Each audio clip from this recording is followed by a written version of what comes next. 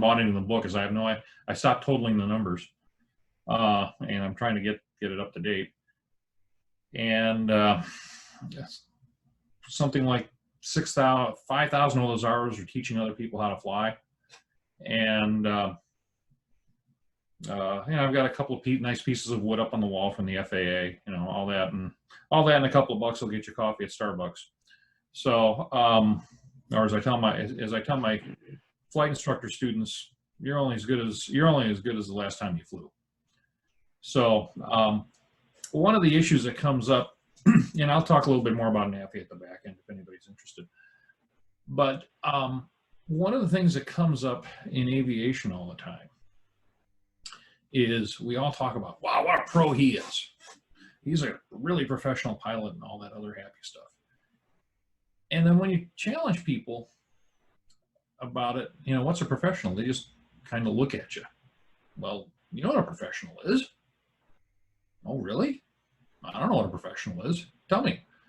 Matter of fact, the way I teach flight instructor candidates, that's my favorite rating to teach because I don't have to teach anything. I just sit back, look at the student across the table and say, okay, where does it say that? And that's what I do for about an hour and a half. Where does it say that? And they've got to explain it to me. But this became an interesting problem because I had to give this presentation at an air show in Florida, Sun and Fun at Lakeland, a couple of years ago. And we wanted to understand what professionalism was all about, or teach the topic. So there we go.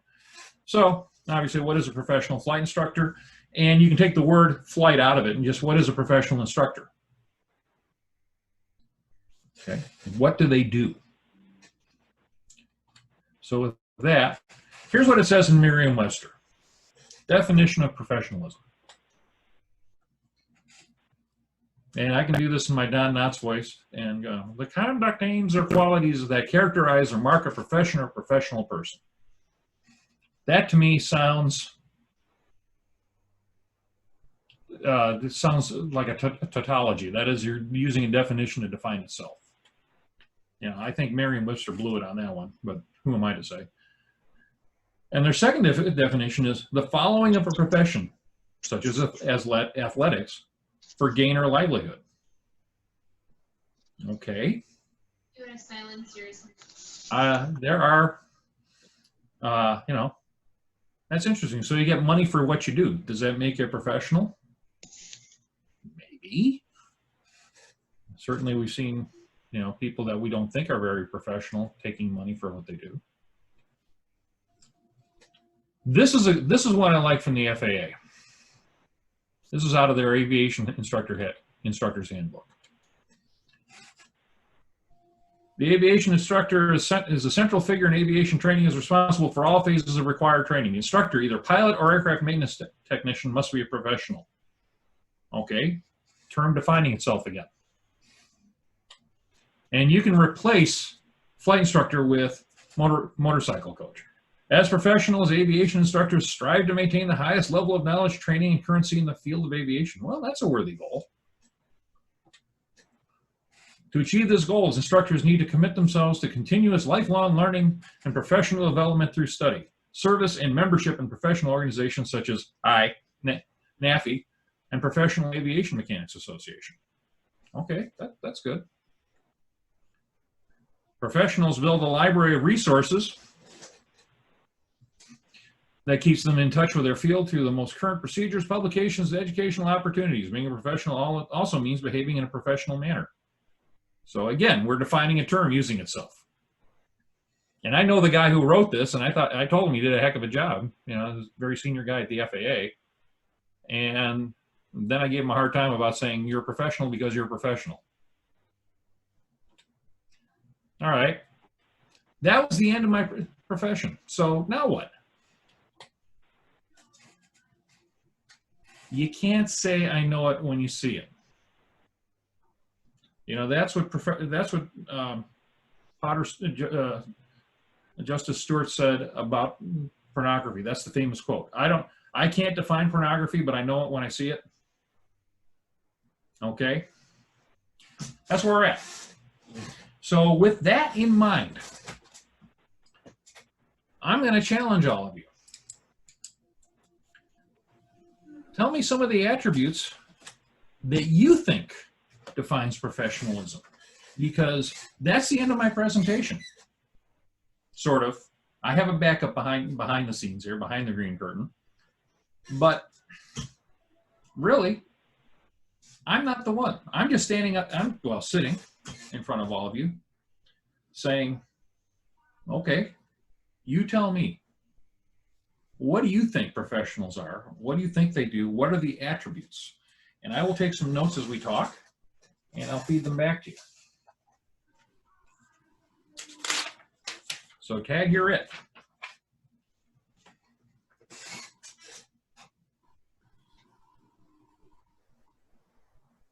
Don't make me call on you. I didn't go to Catholic school, but I did go to catechism class, so I did learn from the nuns. Well, I was going to say somebody that has empathy, I think, is a professional quality. Also, the FAA kind of defined it, that lifelong learning, trying to be the best in your field. And obviously, I guess you can't use professional as the word, but acting in a professional manner, you know, not acting awry. Not acting awry. So that's a kind of a negative, okay, negative thing. Can anybody expand on that? What to you means acting in a professional manner? Right now, I'm kind of lighthearted and having fun, but I will argue that I'm being fairly professional here. I would say somebody who possesses integrity, good knowledge base, who gets along well with others, who can be diplomatic and yet straightforward and truthful and honest, gives that tough love, but at the same time has a certain set of objective standards to which they don't budge from. Good. I like that. I wholeheartedly agree with what Sarah just said, being a professional, but also being a good-hearted individual. Maybe in my respect, since I got a crazy sense of humor, I try to have a good time when I'm teaching a class, try to loosen them up a little bit, but still maintaining that professionalism. Okay. Well, that's interesting. One of the things I teach flight instructors about that, Dennis, is, you know, a lot of them tend to get into, I'm too cool for school. Okay, you know, I'm a flight instructor. I got to be that means I'm a professional. Well, what the heck does that mean? That means you can't smile. Do you like to fly airplanes? In your guys' cases, do you like riding motorcycles? You know, there's nothing wrong with sharing the joy and oops, told you I had backups back there. There's nothing wrong with sharing what you enjoy. Matter of fact, why not? Now, that doesn't mean you're irresponsible. As I tell my flight instructor candidates, you know, kind of a weird example, but skiing is fun. Playing touch football is fun. Combining the two, and Josh, being from Massachusetts, knows this story. Combining the two has produced a tragedy in the Kennedy family, right? Because it's highly unprofessional to do that, right? So, just for what it's worth. Any other thoughts on that? And I'm texting somebody the meeting ID while we're talking here. I have a few. I'm sorry? I have a few. Some would be to operate from a well-founded set of principles that guide your actions so that there's an ideal outcome in the moment. There's a degree of authenticity to an individual, their sense of ethics, and they try to keep a positive attitude in the situation, a sense of accountability or responsibility for what they're doing. Okay. Those kinds of things. Okay. So I've heard integrity, accountability, not if, you know, integrity from someone else, accountability, standards.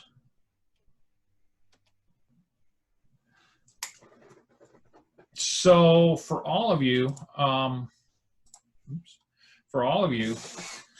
Carol talks about this all the time, and I talk about it as a flight instructor.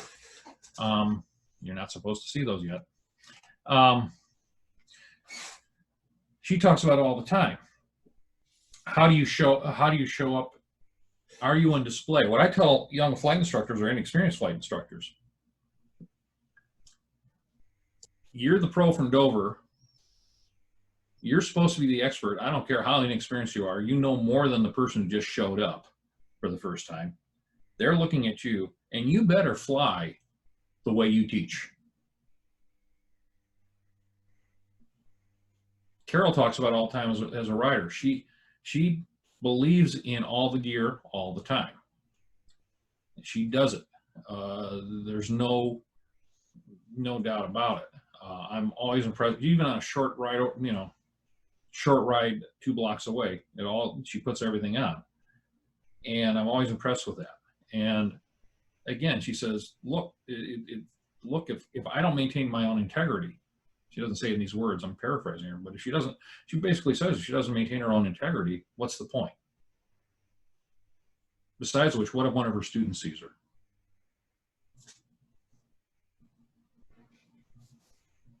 So Bob, you were talking about the idea that as little as they think they know more than the novice who's shown up.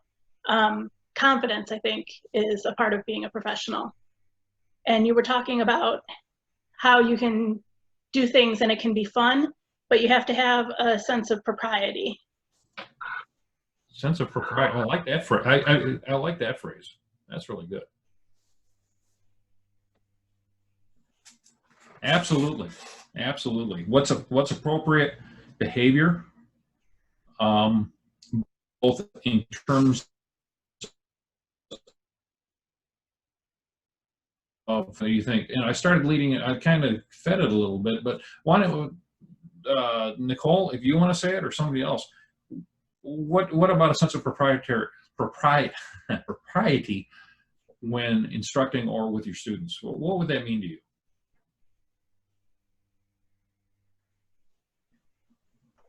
One of the things I've learned over the years with teaching these classes is many of the coaches that I've taught with over the years have always said, when you got to feed them some information when they're out on the range riding, give them 1 or 2 points, make them positive points, then send them on their way. But if you start over coaching, you're going to lose them. In a lot of ways, to me, that's trying to be professional enough that you don't want to drown them with too much information, because most people are not going to remember everything you tell them.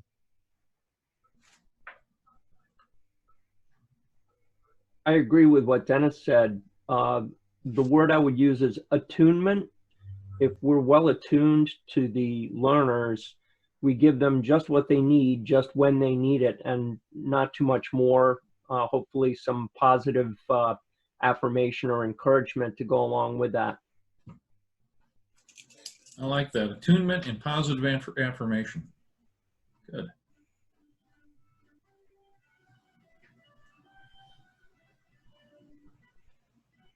But I want to go back to the sense of, to the proper behavior. I can't say the other word tonight, but I keep wanting to say proprietary, and that's not the right word at all. What does that mean? I mean, what does that mean to you guys? What in terms of how you show up or behave around your students? I think just like you said, that Carol does, I do the same thing. I think we're a mentor. They're looking at us. So we want to act the part. We want to be the part. We want to ride those perfect demos as a rider coach. We want to be wearing all the gear all the time. I mean, it'd be pretty embarrassing if you're talking about all the safety aspects and all this gear, and then one of your former students sees you on the road and you're not acting the part. That's not professional. Okay. So what about other behaviors? Any other thoughts? Being respectful. Okay, respect. Goes into propriety. No, I can't say it either, Bob. Thank you. Sorry, my fault. I got tangled up, and that's always contagious. I apologize. And I would say being ethical as well. Okay, I have an interesting statement about ethics. If you look up and ethical has become an interesting word in the English language. Ethics means a certain standard of behavior. If I borrow money from a loan shark, I know exactly what his ethics are. If I don't pay it back, I'm going to get my kneecaps busted. Okay, just to take it to an extreme example. And I know the rules of the game. Ethics really is the rules of the game thing. So I'm going to change it a little bit. Instead of saying ethical behavior, because everybody uses it as a synonym for this word, how about a moral behavior, a certain moral code? I agree completely with what you're saying, Nicole, but you see where I'm taking that? Mm-hmm. Is, the golden rule is a really good one. I treat people the way you want to be treated, which goes back to whoever said empathy. I think that was Josh. Okay. So another one I thought of, Bob, is humility. You don't know everything. Having, even though you're in this position of authority, ask for help or look it up. That goes a huge way, because they tend to, I know I've seen students and, coaches that I've trained, they kind of idolize you. They think that what you say is perfect all the time. And it's like, no, I'm human. I screw up too. And I can eat my humble pie and I can admit when I'm wrong. But at the same time, if I don't know something, I'm going to ask somebody who knows a little bit more. I'm going to look it up. That goes a huge way as far as earning respect and just really filling that position, I think. Has anybody here ever had a teacher that faked it? Well, unfortunately, I think I probably have. But one of the things I've learned that if I start having a serious moment, I'll have those moments at time, and teaching with another coach helps you. But if you're being the only coach, if you're having a CRS moment, what do? Try to backtrack a little bit and figure out what you got to say, or maybe even arrange that you may have helping you out, and he might know something. You can talk to him quietly to refresh your memory. Okay. Him or her, I should say. Okay, Dennis. Okay, good. I like that. Is it ever okay? Is it wrong to look at, if a student comes to you and says, "Can you tell me all about?" I'll try to take it away from aviation. Can you tell me all about the new? Can you tell me about the laws in a state 4 states away from me, from here, right here? Because you're all over the country. In my case, can you tell me about the motorcycle? I'm living in Missouri. Can you tell me about the motorcycle laws in California? And is it okay to look at the student and say, "No, I can't. We're gonna look." Is it okay? Is it okay to say, "Let's go look it up together"? Bob, on something like that, I would say, no, I don't know the answer to it, but I could look it up. But I would also suggest to them, go Google it on the internet. Try to find out what they are in California. How about if we go find out together? Or turn it into an exercise where hey, why don't you look it up and you teach me? Valid point. I mean, there's empowering the student. That's a just a thought. And again, is there anything wrong with doing that? No, I don't think there is. No, I don't think so. Things, RCTs in those days they were a chief instructor.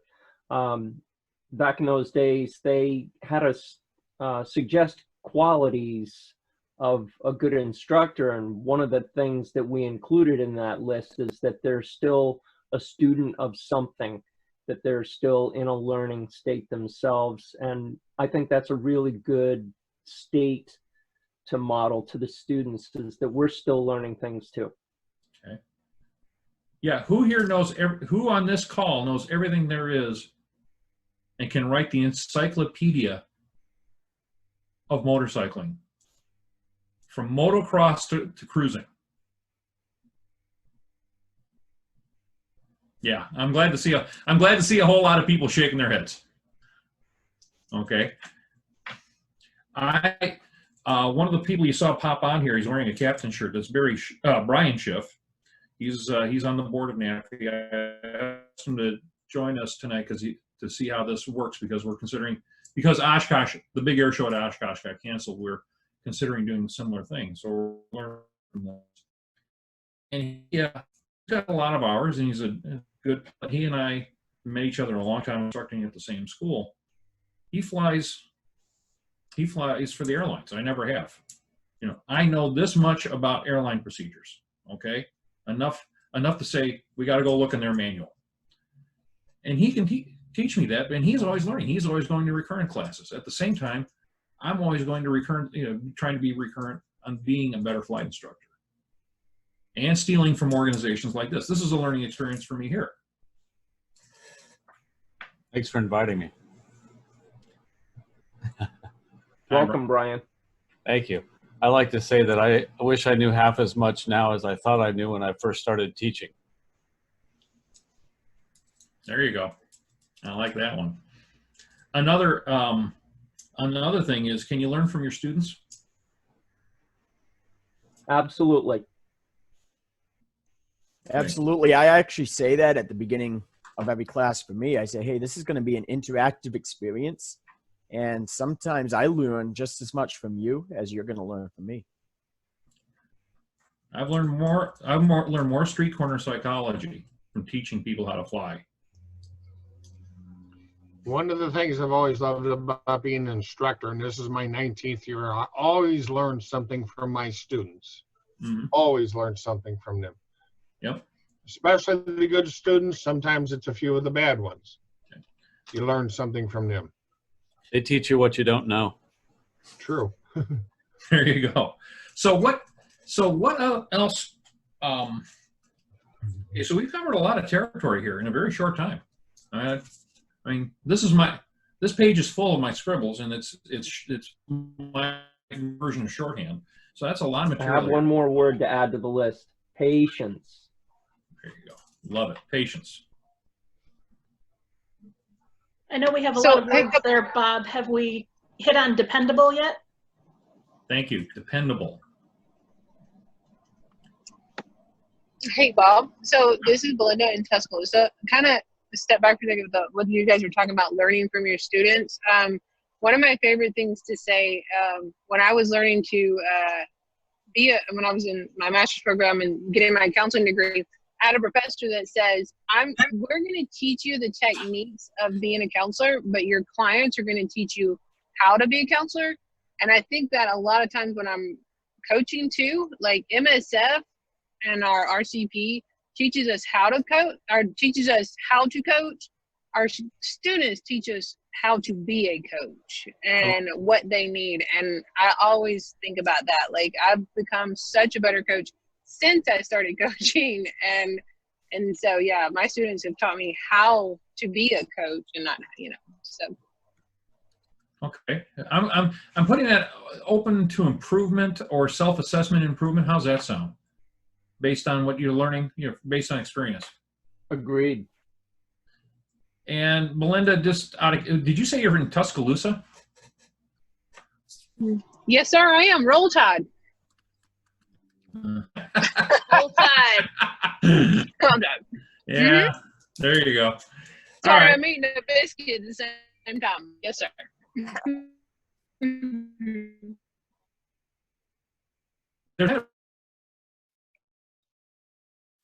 Along with humility and self-assessment, I'm not sure how this would fit into this, but I like saying it.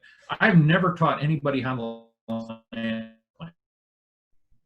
I have 14,000 landings in my logbook.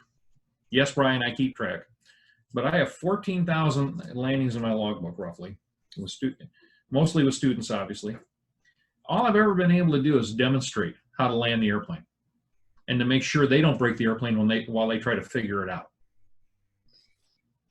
So this goes along with perhaps empathy or knowing that they have to do it, being willing to let go and let them do it, because I can't look, I've got astigmatism. I've got great vision with my glasses on, but anybody who's into photography knows because I have astigmatism, I've got slight barrel curvature out to the edges of my field.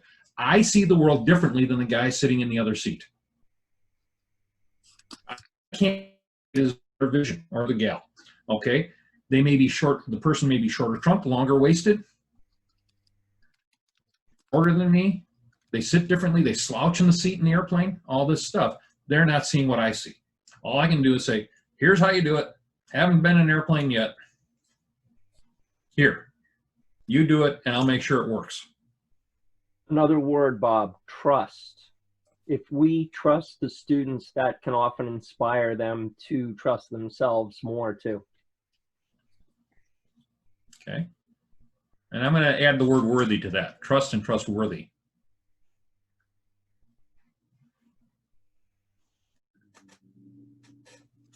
Any other thoughts? And then, oh, hello. Say that again. Oh, well, I think we've really, in half an hour, we've covered a lot of ground here and came up with a lot of good stuff. And interestingly enough, you came up with a lot of the same stuff that some pilots and flight instructors came up with. Now, but this, the next, I'm going to go through the static version of this presentation that I'm writing up for our professional development program at NAFI, to give you an idea. So these are some of the points that came up. Show up in the best manner possible. Be presentable. Dress appropriately. All in the motorcycle world, all the gear all the time. Okay. In my world as a flight instructor, depending on the school, at least a polo. Some schools insist on a captain shirt with the epaulets. I always thought that was a little overboard, but that's just my opinion. Be well groomed. We as instructors, as professional as any physician. Okay. Would you feel really good about going into your doctor's office? And they don't have to be dressed in a suit, but if you went into your doctor's office and they hadn't shaved, or in the case of a man, or it didn't comb their hair or whatever, how would you feel about that experience at who knows how much an hour? Be interested. Your student has invested their time and effort. You really should too. And you know what? Carol, I watch Carol on the range. She can take her bike, her big Harley, on a short range, and I don't know how. I don't ride bikes, okay? I don't know how she keeps it upright at 2 miles an hour. I really don't. I'm so impressed with that. And it's old hat to her. She just goes, well, this is what I do. This is easy. But it may be old hat to her or to you guys, but it's new to the person who walked in. It's the first time they've experienced it. When I take a brand new pilot out and take them on that first flight, okay, we take off, we go straight and level, we go back to the airport. Welcome to aviation. It's the most boring flight in the world for me. That's not my, so what? That's not their problem. And somebody said a different version of this, but demonstrate that the student and their success are important to you.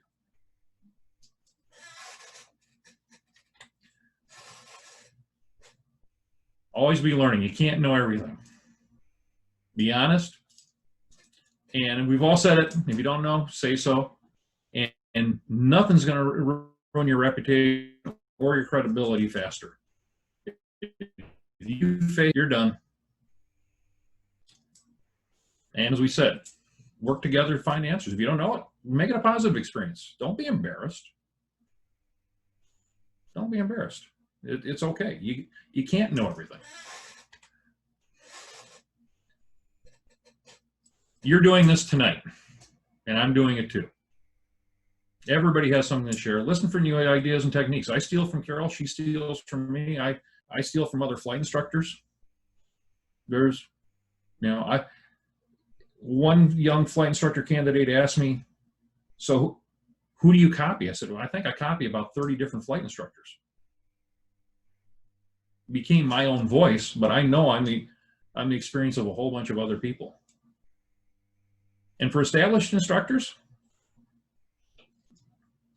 you know, that new person that comes in and with fresh eyes might just have a really great idea. Don't be afraid of it. Always have a plan of action. They've invested in you. You need to invest in them. They should know what to expect. Be the same person every time.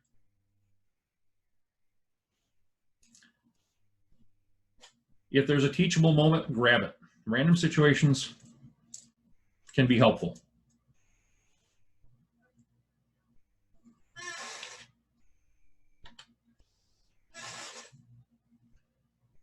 Everybody talked about this, and find out what's motivating them. In the aviation world, do you want to fly because it's a personal challenge? Do you want to fly because you want to be a professional pilot for an airline or a corporation?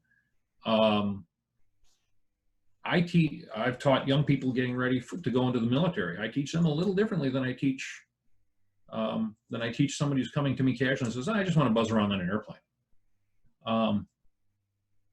And motivations change day to day. There's the overarch motivation, right? Of I want to learn how to fly because I want to, blah, blah, blah, whatever the reason is.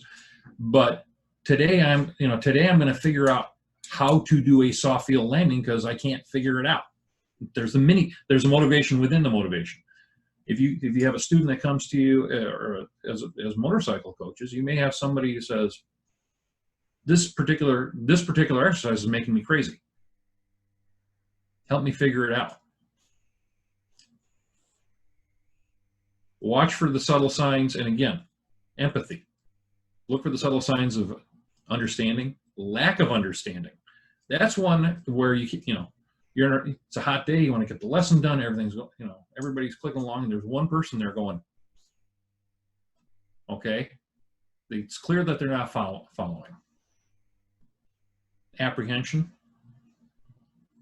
happiness. Okay, wow, give them a cookie, a virtual cookie. If somebody does a really good job on something, don't be rah-rah about it, but give them something. Hey, that was great. There's always something good in what they do. You learn this, and it's going to be the difference between success or frustration for the both of you.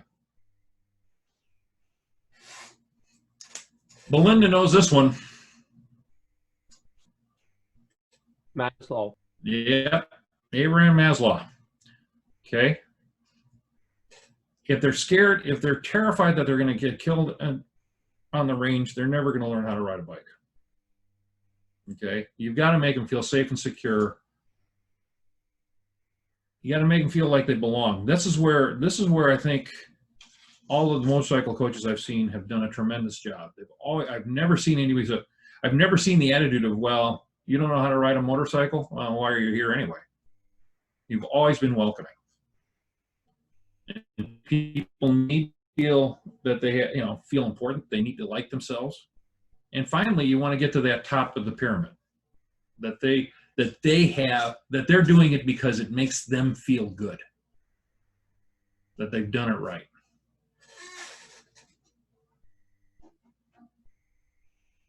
Oops, wrong way. Oh, no, that's right. Understand their goal. We talked about that goal, that one motivation. I want to learn to ride because it's fun, but I also want to, use this to commute to work because I like riding and I want to save gas. I don't know. I'm making it up. You guys are the pros on motorcycle stuff. I'm just making that up.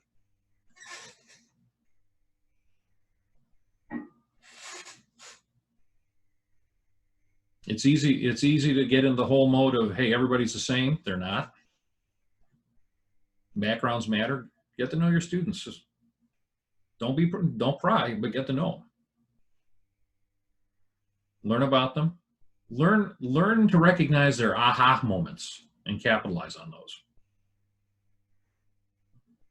Brian can tell you there's nothing for us, for flight instructors, there's nothing more exciting than when somebody finally puts the airplane on the ground and landing, you don't feel it. You don't feel it. In those, my compliment to them is they give me a really good smooth landing. We call them greasers. I'll look over at them and say, have we landed yet? And they get a big laugh out of it.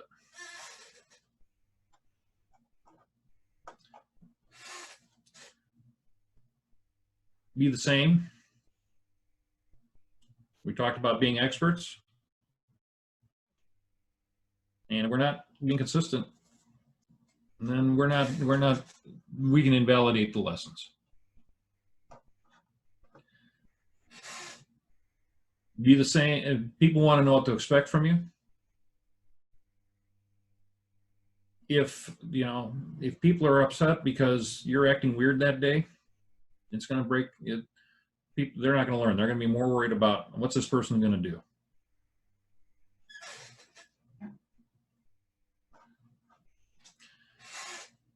Your boredom or bad day is not your student's problem. Leave the irritations behind.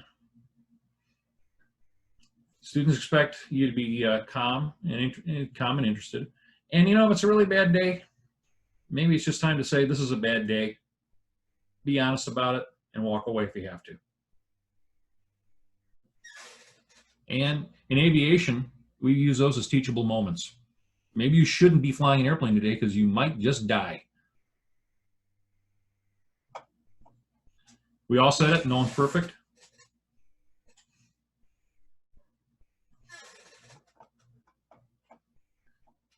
Don't be, in your cases, don't be that try not to be that ultra cool, ultra professional motorcycle instructor that, well, of course. If it's fun, it's fun. Nothing wrong with that.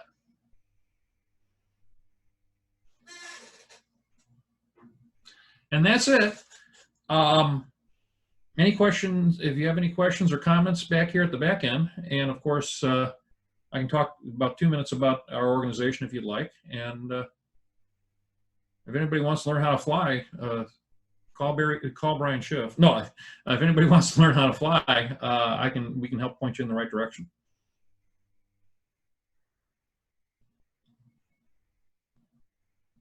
Bob, that is something I've always considered doing, is learning how to fly. Never gotten around to it. Well, never too late.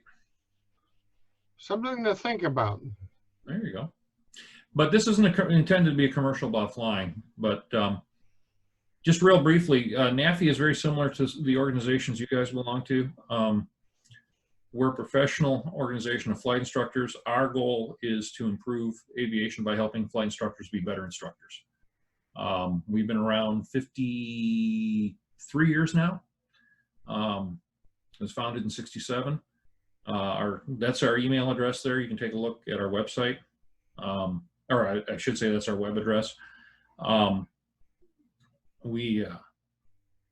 We're about 5,500 members strong. The organization has been growing quite a bit over the past couple of years. We have a professional development program. This particular presentation, slightly different, will be recorded and made part of our professional development course.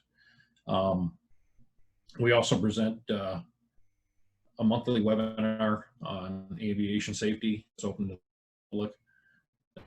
That's our contribution to making aviation safer. And you can find us on social media and so on. So I'm very, very happy to have been here tonight. And as I said, if you have any questions or if you want to get a hold of me, you can find me on Facebook or drop me an email at rmader, my first initial and last name, at nafinet.org, and it's R-M-E-D-E-R. And if you have any other thoughts, either you want to talk about them now or share them with me later, I'm more than happy to do that. Someone put in the chat box stability. I think that was also a note based on some of your slides that stability is also a quality that a professional would have. And Christopher Rector, if I'm off base on your comment, please correct me, but that is a good point that you brought up, Bob, that we want to be stable for our students. Yeah. Yeah. We've all experienced that teacher or instructor or boss.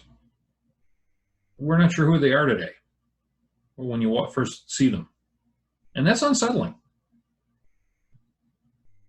There's a story about the astronaut office back in the Apollo days when Alan Shepard was still grounded because of his Meniere's disease, his inner ear problem. His secretary used to hang a picture of him on his door. Shepard was the head of the astronaut office, or one of the heads of the astronaut office, and his secretary would hang a picture of him on the door, and it had two sides to it. One was a smiling, friendly Al. Yeah, okay, good day to talk to Al.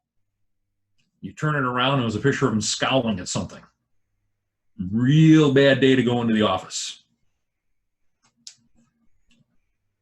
But we can't depend on secretaries having pictures for people. As an analogy, any of us who are parents and raising children, in many respects, if you have a sense of a relationship with your students, it is somewhat like being a parent, and that stability that you give the students is a key factor in parenting. If you've read Gibran's The Prophet, you'll know what I mean. Mm-hmm. So many of the things, the skills that we use when we're coaching can apply to parenting, and being able to have Bob come and talk with us tonight shows us that a lot of the things that are important for us to emulate are just as important for other professions to emulate. And it was really cool that we got to have someone who's not directly in our industry, who gets to be indirectly in our industry through their spouse, chat with us tonight and get us thinking about professionalism in general and how we can make sure that we continue to be professional.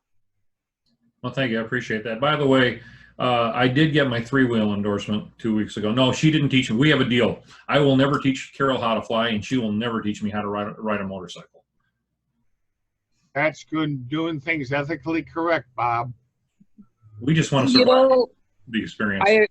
I agree with that. I've had several friends ask me, well, can I come take your class? And I'd say, sign up at LTC. If you happen to get me, you happen to get me. But honestly, there are friends I'd rather not teach how to ride, because I can see how that would not work out well.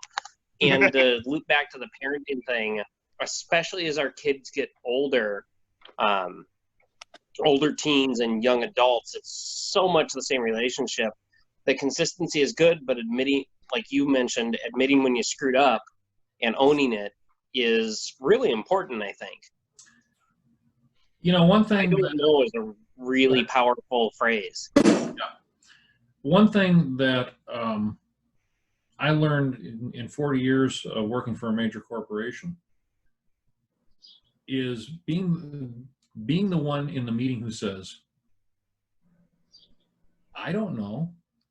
Why don't you tell me? Is probably gives you more authority and more empowerment than you can imagine. And everybody in the room goes, he's got the courage to do that. I got one thing to add in regarding teaching peers or people you know.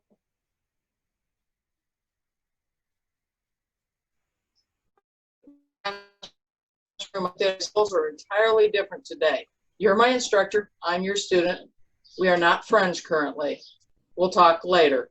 And she told me later that was the best thing I ever could have done for her. Yeah, Carol brought up a really good point. And I have a similar story. When I was a relatively new instructor, there's a gentleman here in St. Louis who's one of the last things he did before retiring from United Airlines, also flew the Sophia, if you want to look that up, the flying telescope, as a side gig. And when I was introduced to him, you know, naturally, I was supposed to check him out as an instructor in a make and model of in a Diamond DA-40, which with a glass cockpit. It was a very modern airplane and all this other good stuff. And so I was introduced to him, and I naturally find out a little bit about him. And 14,000 hours as a 747 captain for United, blah, blah, blah. He's also a check airman, all these things, which is, check airman's an instructor, basically, in the airline business, and also has FAA authority. And so I'm intimidated by this guy. So he gets in the airplane with me, and I'm sitting there at the time, I had about 800 hours. I looked over and said, well, there's not a whole lot I'm going to be able to teach you about flying airplanes. We'll just go up and get you checked out. And he said, stop. If you want to learn about 747s, come to Denver. I'll put you in the simulator, and I'll teach you all about 747s. This is your turf. I've never seen this airplane in my life. We don't even have some of the avionics in the 747 that this airplane has. This airplane has XM radio. I don't even know. I don't have that. So, for what it's worth.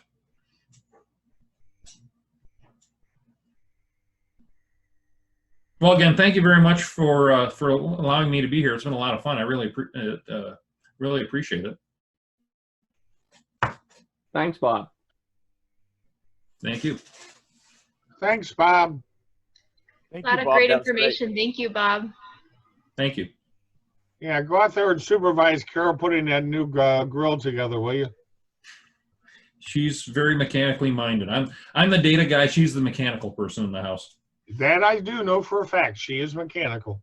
Yep. Bob can practice his coaching. Well, thanks again, Not Bob. on that project, no. Thank you for joining us.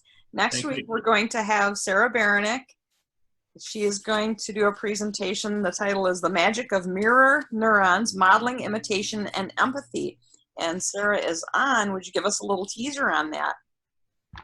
Hey everyone, so next Sunday we're going to talk about mirror neurons. So we'll talk about the biology of how we learn essentially.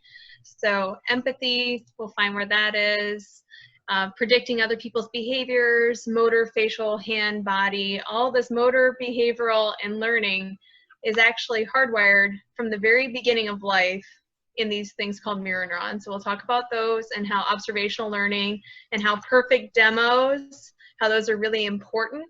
We'll talk a little bit about that in sports performance and how it's important to keep working on that. So we'll relate that back to being a coach and a trainer. And you'll all be happy to know that Don should be back next week. So the links should work. Everything should be much smoother. You did a fine job, Rita. Thank you. We want to continue to build our tribe. Continue to invite your friends to participate in this. We've had some great presenters so far. Hopefully some of you are thinking about what you might be able to present.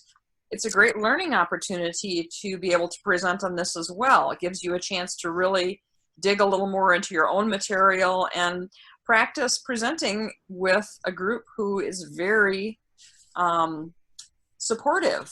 We all want each other to succeed, and you get to get some feedback from your colleagues, and you get to help each other grow. So please consider presenting a topic at a future Tribe Talks.